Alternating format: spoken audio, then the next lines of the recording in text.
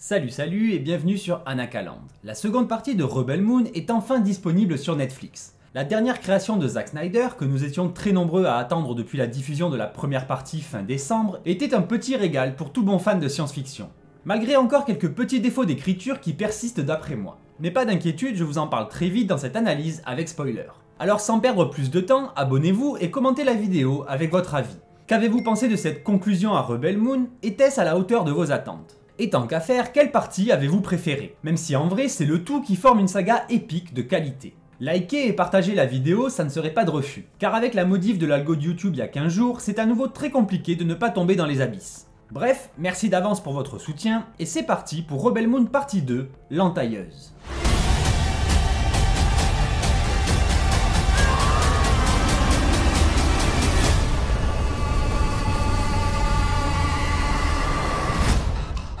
Cette seconde partie apporte donc une conclusion plutôt satisfaisante à cette première production de l'univers de Rebel Moon. Univers tout droit sorti de l'esprit de Snyder, et qui je pense ne signe ici que ses débuts. Outre le jeu vidéo déjà en production, le créateur a aussi laissé entendre qu'un univers étendu, et donc des suites, sont plus qu'envisageables, selon le succès des films évidemment. Et clairement la fin de ce deuxième film laisse la porte ouverte à une saga sans pareil. Certes le côté fantasy qui était très présent dans L'Enfant du Feu n'est plus si évident avec l'entailleuse. Mais en contrepartie, c'est la science-fiction bien vénère qui prend toute la place ici. Et contrairement au premier film qui était très empreint de clichés propres au genre de la SF, ici on est vraiment sur un récit original. Original et avec toujours cette identité et cette qualité visuelle à la fois propre, unique et surtout indéniable. On retrouve évidemment la patte de Snyder dans le moindre plan. Et ça sent bien la thune aussi, et tant mieux pour nous. Les effets spéciaux sont toujours au top. Les fonds verts ou bleus sont extrêmement soignés, de même donc que les make painting et autres améliorations d'environnement. De même que les armes qui donnent vraiment au film leurs pattes très identifiables. Comme j'en avais déjà parlé dans ma précédente review, j'ai adoré les effets aqueux des armes à plasma. De même que les sabres laser, ou plutôt énergétiques, qui sont même mieux que ceux de Star Wars. Avec en plus ici, un petit twist. Les gentils, ou la gentille, manient des sabres rouges, alors que Noble et ses soldats fachos en ont des bleus. Et si on ajoute à tous ces effets visuels les cadrages épiques et autres ralentis propres à Snyder, ce film fut un vrai plaisir. Et oui, ici j'en suis presque à me contredire par rapport à ma vidéo de décembre. Sauf que ce qui me faisait tiquer à l'époque, c'était pas tant le style des plans ou les choix de montage, mais bel et bien les messages très caricaturaux qu'il avait tendance à évoquer. Alors qu'ici, comme je l'ai dit, on est dans un récit plus concret qui prend son temps et surtout qui donne du sens à ses envolées cinématographiques.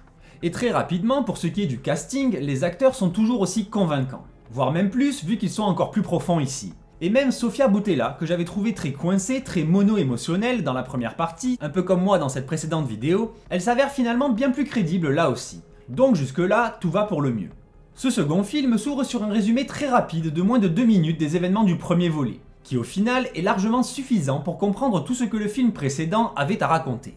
Ce qui tend donc à prouver que le récit de cette première partie n'était pas vraiment très riche, vu que ce résumé est largement suffisant. C'est pourquoi j'en reviens à mon idée originelle qui est que les Director's Cut, en version longue de 3 heures chacune, qui seront surtout bien plus violentes et crues sur le plan sexuel, ce sont les mots de Zack Snyder en personne, pas les miens, seront bien plus riches et donc pertinentes que les versions tout public, surtout concernant la première partie qui était trop expéditive. L'entailleuse s'étend sur une durée de 2h03, soit un poil plus court que L'Enfant du Feu.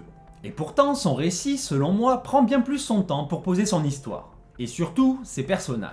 En effet, dans le premier film, j'avais clairement eu la sensation, et apparemment je n'étais pas le seul, que le film se pressait d'arriver à sa conclusion sans prendre le temps de réellement intégrer un contexte à ses personnages. Là où le premier film se servait de son intro, à savoir la moitié du film, pour exposer uniquement les enjeux politiques de son univers, là on a une vraie mise en place de relations humaines, et donc d'émotions chez nos personnages, créant alors un véritable attachement du spectateur pour les héros de cette histoire. Et il était temps.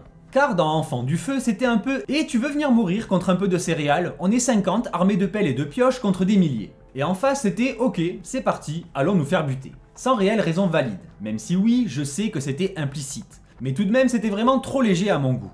Et là, avec un film qui se déroule uniquement sur la lune de Velt, c'était beaucoup plus simple et clair pour développer un vrai contexte. En effet, cette première heure, outre nous montrer rapidement comment l'amiral Noble est en train de se retaper et préparer son offensive, on découvre surtout de magnifiques séquences pendant les moissons, avec des ralentis ultra présents et superbes. Mais surtout, on voit les recrues rebelles sous un nouveau jour. Titus par exemple qui prend enfin les choses en main, laissant de côté sa culpabilité pour une nouvelle mission, traduit très simplement par sa flasque d'alcool qu'il remplit d'eau. Il renonce donc à l'alcool, prouvant son sérieux. Ou Dunabe que j'adore et qui ici prend une vraie place. Némésis donc qui ouvre un peu sa carapace. C'est une mère comme dit précédemment et ces quelques jours passés dans cette communauté simple et bienveillante réveillent son instinct maternel. Ou encore, et pas des moindres, leur conversation à la veille de la bataille dans laquelle chacun explique les bonnes raisons de leur haine pour cet empire galactique néo-fasciste. Et j'ai notamment trouvé très drôle cette opposition graphique chez le personnage de Tarak. Lui qui aujourd'hui est devenu allergique aux t-shirts pour montrer ses gros muscles, non je ne suis pas jaloux du tout, et qui était présenté depuis le début comme presque une bête. Alors que dans son passé, on le voit avec son petit costard et ses cheveux courts. Bref, rien de bien exceptionnel, mais j'ai trouvé ça cool. Ça donne encore plus de profondeur à son évolution, qui là encore est bien plus suggéré que réellement montré. Tout ça secondé, renforcé par la séquence des bannières offertes par Sam à chacun de nos héros, qui là encore donne plus de profondeur au personnage, même si ça pourrait paraître un peu facile ou artificiel pour certains spectateurs.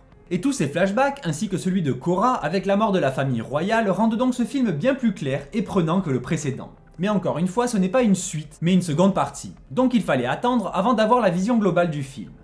Concernant donc cette trahison de Belisarius et le Sénat contre la famille royale, il y a à nouveau une forte référence à l'Antiquité. On comprend bien l'attrait de Snyder pour cette période historique, probablement depuis son travail sur 300, et après les guerriers sacrés qui formaient des couples comme vu dans le film précédent, ici c'est une très claire référence à la trahison de Brutus contre César, et cette image un peu romancée de son assassinat par ses sénateurs là encore. Chacun portant un coup de poignard afin de partager la faute, la culpabilité et donc la responsabilité. Sauf que là, Snyder est allé encore plus loin. Belisarius exige d'Artélaïs qu'elle tue la princesse, sous les yeux de tous les sénateurs, pour juste après hurler et la traiter de meurtrière, de traîtresse. Et là, j'ai pas pu m'empêcher de sourire tellement c'est tordu. Mais en même temps, elle aurait dû s'y attendre avec un enfoiré pareil comme père. De plus, le moment de la mort de la princesse quand elle dit « je te pardonne » et qu'Artélaïs répond non, tout simplement, car il n'y avait rien de plus à dire. Elle ne méritait pas le pardon. J'ai trouvé ça très sympa aussi dans le récit. Le destin de Korra pourrait alors devenir une quête de vérité, à la fois pour rétablir son innocence, mais bien plus encore une quête de rédemption. Surtout quand à la fin, on découvre le plot twist final. Du côté de l'armée du monde mère, ce film introduit aussi une chose nouvelle, une forme de croyance spirituelle, de religion à d'anciens dieux antiques, qui ne sont pas nommés, mais qui, là encore, créent plus de profondeur et de réalisme à l'univers. Un détail qui, je l'espère, sera de plus en plus présent dans la suite de la saga. Probablement au travers de l'histoire et du destin de la princesse Issa. Mais j'y reviendrai en fin de vidéo. Le début du film nous montre donc l'amiral noble en piteux état après sa défaite du film précédent. C'est toujours autant un monstre, même plus encore maintenant qu'on le voit sous son vrai jour, une sorte de cyborg sans humanité. Et sa cicatrice, donnée par la Scargiver, la donneuse de cicatrices, traduit par entailleuse en français, là encore merci la traduction plus qu'approximative, mais bref, c'est vrai que c'est poétique. Même si c'est dommage que tout ce que le film pose de subtil finit par être explicité par les personnages. Comme si on était trop bête pour comprendre le message. Sinon le film pose une sorte d'ultimatum, une échéance temporelle avant la bataille. Ils ont 5 jours pour faire leur récolte, moudre leurs grains en farine et se préparer à la bataille. Surtout que la phase d'entraînement se déroule seulement sur le dernier jour avec la préparation du champ de bataille. Ce qui fait vraiment beaucoup. Car ils en font des choses en un jour, ce sont de vraies machines. Surtout qu'en plus, comble du manque de crédibilité, tous ces fermiers qui n'ont jamais touché une arme de leur vie sont de vrais pros. Ils ont ça dans le sang comme disent leurs instructeurs. Ouais, pour le coup, ça c'était pas ouf. Mais bon, il fallait avancer dans le film.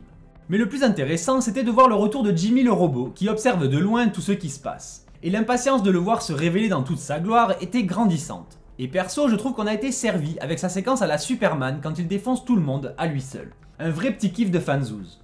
Avec là encore des références claires à une autre production de Snyder, Man of Steel avec les ralentis et les cadrages sur Jimmy et sa cape. Mais avant cette entrée épiquement épique, revenons rapidement au début de cette bataille, quand Noble débarque lourdement entouré. Déjà, il n'a plus la même prestance que lors de sa première apparition, dans le premier film, et surtout, il tente d'embrouiller Korra, lui proposant un compromis.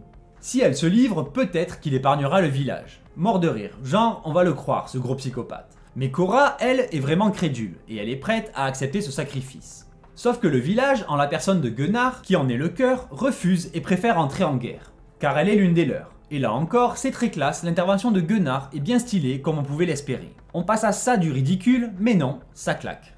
Car le plus ridicule dans ce film, malheureusement car tout était vraiment très bien parti, c'est la stratégie lors de cette bataille. Et ce, dans les deux camps. C'est un peu du n'importe quoi. On veut protéger le village, mais on se sert des villageois comme chair à canon pendant que le vrai plan se déroule dans le ciel. On veut mettre les vieux, les jeunes et les femmes non combattantes en sécurité, mais on les met dans une grange, au lieu de les planquer vraiment à l'abri au fond de la grotte où ils cachent la navette. On remplit la tranchée d'explosifs, mais on y met des gens, histoire de ne pas pouvoir la faire exploser tant que tout le monde n'est pas mort. Et bien sûr, on attend la deuxième vague pour tout faire péter.